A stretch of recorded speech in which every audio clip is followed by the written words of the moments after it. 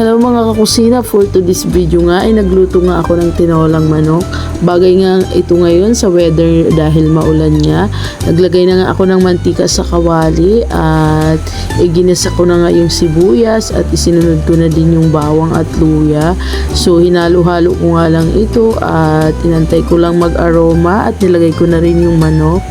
Pagkalagay ko nga ng manok, hinalo ko lang ito para magsama-sama ang mga sangkap.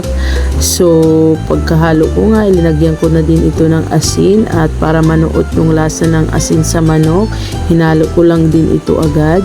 Pagkatapos ko nga itong mahalo, tinakpan ko nga lang ito at hayaan ko nga lang ito masangkot siya. Pagkaraan niya ng ilang minuto ay binaglakan ko na nga ito at hinalo ko nga para hindi ito manikit sa ilalim ng kawali.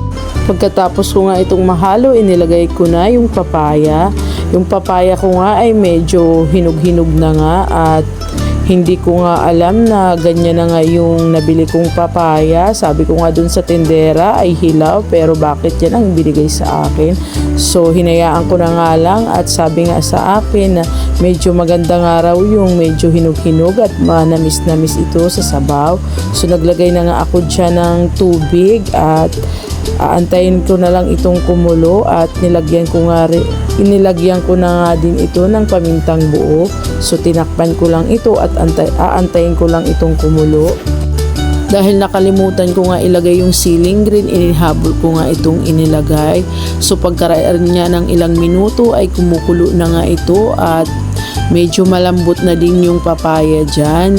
So hinalo ko lang ito at tinikpan ko nga kung okay na ba yung lasa.